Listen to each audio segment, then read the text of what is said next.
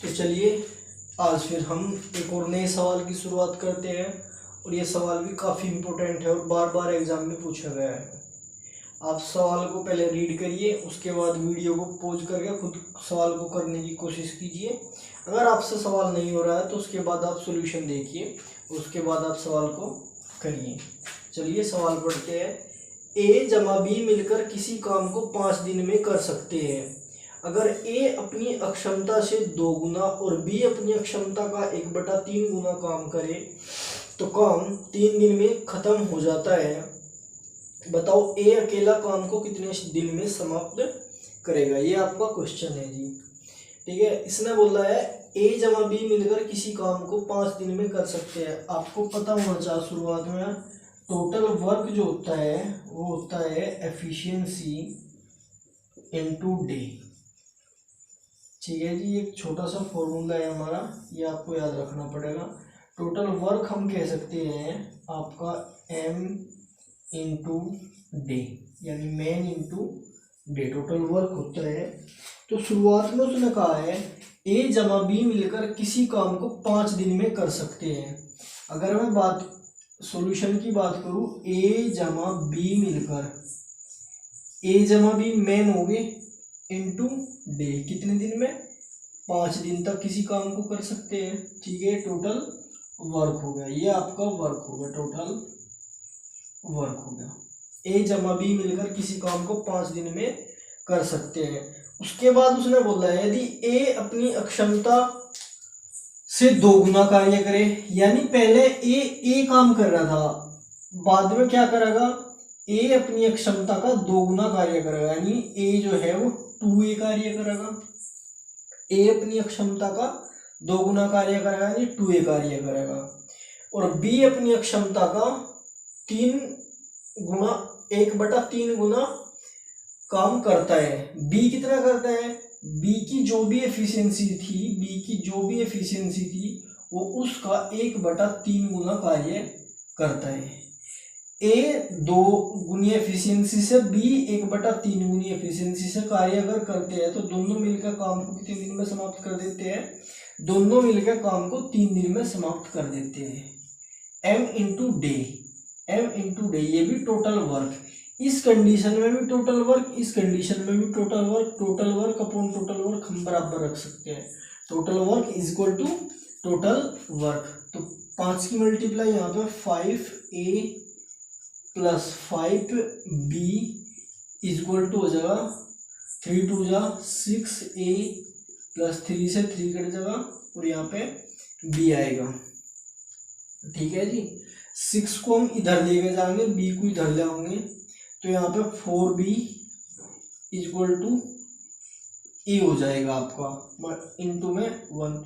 b की efficiency तो ये होगी, a की एफिशिएंसी ये होगी, तो यहाँ से a अपॉन b हम लिख सकते हैं, a अपॉन b लिख सकते हैं 4/1, यानी ये इनकी क्या हो गई, ये इनकी होगी एफिशिएंसी, इनके द्वारा किया गया कार्य। यानी a आपका 4 काम डेली कर सकता है, b आपका 1 काम डेली कर सकता है। ठीक है जी, अब टोटल वर्क हमें चेक करना। टोटल वर्क हमारे पास ये है, टोटल वर्क हमारे पास है a जमा b इंटू 5 दिन तक करा इन्होंने मिलकर काम। ए जमा बी मिलके कितना काम, 4 और 1 5 काम डेली कर सकते हैं और 5 दिन तक करेंगे तो टोटल वर्क 25 हो जाएगा हमारे पास।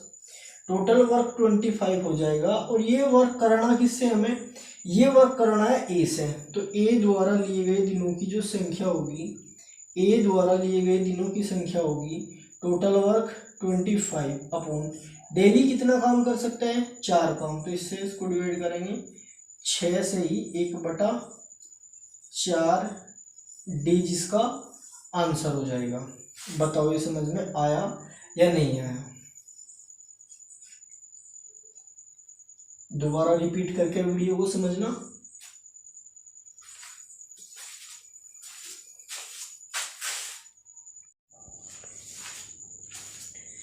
चलिए अगले नेक्स्ट सवाल की तरफ पढ़ते हैं। ये सवाल भी काफ़ी इम्पोर्टेंट है। ए ने कोई काम शुरू किया और 4 दिन बाद छोड़ दिया। बी ने बचा हुआ काम अगले 18 दिन में पूरा किया।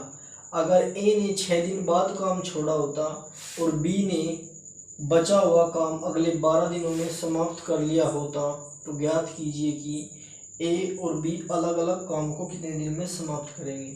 सबसे पहले वीडियो से पढ़ने का फ़ायदा ये है, आप वीडियो को पॉज कीजिए और सवाल करने की कोशिश कीजिए। अगर आपसे सवाल नहीं हो रहा है, सॉल्यूशन ठीक तरह से आप नहीं कर पा रहे, तो उसके बाद आप सॉल्यूशन देखिए। ठीक है जी, चलो सवाल को करने की शुरुआत करते हैं। ए ने कोई काम शुरू किया और ए ने 4 दिन बाद काम छोड़ दिया, यानी ए ने कितने दिन तक काम किया होगा। ए ने हम कह सकते हैं आपका ए ने जो है आपके ए और बी है। ए ने 4 दिन तक काम किया, ए ने 4 दिन तक काम किया और उसके बाद काम छोड़ दिया। उसने कहा कि बचा हुआ काम बी ने अगले 18 दिन में किया। अगर ए 4 दिन में करेगा और बी 18 दिन में उस काम को करके समाप्त कर देगा। उसके बाद उसने बोला है कि अगर ए 6 दिन बाद काम छोड़ता, अब 4 दिन ना कराकर अगर ए को हम 6 दिन काम कराते, अगर हमने ए को 6 दिन काम कराया तो बी ने बचा हुआ काम अगले 12 दिन में समाप्त कर दिया। अगले 12 दिन में समाप्त कर दिया कौन से, बी ने भैया। इस कंडीशन में हम देख पा रहे हैं कि अगर ए 4 दिन की बजाय 6 दिन काम करे, यानी ए कितना एक्स्ट्रा कर रहा, 2 दिन एक्स्ट्रा काम कर रहा ए। अगर ए 2 दिन एक्स्ट्रा काम कर रहा तो बी के कितने दिन हो गए, यहाँ पे बी के 6 दिन कम हो गए। बी के 6 दिन कम हो गए, यानी मैं कह सकता हूं ए ने जो 2 दिन में काम करा वो बी के 6 दिन बचा रहा। ए का 2 दिन का काम बी के 6 दिन का काम बचा रहा है, नहीं बचा रहा। तो हम कह सकते हैं ए का 2 दिन का वर्क। आपको पता टोटल वर्क जो होता है, हमने यहाँ पे लिखा भी था, टोटल वर्क होता है m इंटू डे। ए का जो टोटल वर्क निकालेंगे ए का 2 दिन का, m इंटू डे, ए का 2 दिन का काम बराबर होगा बी के 6 दिन के काम के। ए का 2 दिन का काम बी के 6 दिन के काम के बराबर होगा। तो यहां से इससे काट लो, 1 और 3 पे चला जाएगा ये। तो a इंटू 1 बराबर b इंटू 3। ठीक है जी, यहाँ से a का मान तो ये होगा और b का मान ये होगा। इस बात को आपको पता होना चाहिए। तो a अपॉन b हम यहाँ से लिख सकते हैं, a की वैल्यू 3 और इसकी वैल्यू 1, यानी ये इसकी एफिशिएंसी हो गई। ये इनकी एफिशिएंसी हो गई। a आपका 3 काम डेली कर सकता है, बी आपका 1 काम डेली कर सकता है। अगर मैं टोटल वर्क की बात करूं तो टोटल वर्क जो हमारा होगा, टोटल वर्क होगा, ए ने तो कितने दिन काम करा, ए और बी मिलके काम को करे। ए ने 4 दिन काम करे और बी 18 दिन काम करे, तो काम खत्म हो जाएगा, काम पूरा हो जाएगा। ए 3 काम डेली कर सकता है, 4 दिन में कितना करेगा, 4 इंटू 3 जमाइए 18 दिन तक एक एक काम करेगा तो इतना काम कर देगा। 4 की 12 प्लस 18, तो हम कह सकते हैं 30 जो होगा आपका टोटल वर्क हो जाएगा। एक टोटल वर्क कह रहा कि अलग अलग से कराना है, टोटल वर्क अलग अलग से। ए के दिन निकाल लो, यहाँ पे ए कितने दिन लेगा, यहाँ पे ए द्वारा लिए गए जो दिन होंगे, टोटल वर्क अपॉन ए की एफिशिएंसी। ए की एफिशिएंसी कितनी है यहाँ पे, ये रही, ए की एफिशिएंसी 3 है। तो आंसर कितना हो जाएगा यहाँ पे, 10 दिन। ए द्वारा लिए गए 10 दिन, बी द्वारा लिए गए कितने दिन होंगे, बी द्वारा लिए गए दिनों की संख्या होगी। बी की एफिशिएंसी कितनी है, 1। तो टोटल वर्क 30 अपॉन में 1 बराबर 30 डेज इसका आंसर है। ये ए द्वारा लिए गए दिनों की संख्या, ये बी द्वारा लिए गए दिनों की संख्या। अगर फिर भी आपकी समझ में नहीं आ रहा तो आप वीडियो को रिपीट मोड पर लगा के देख सकते हो। ठीक है जी,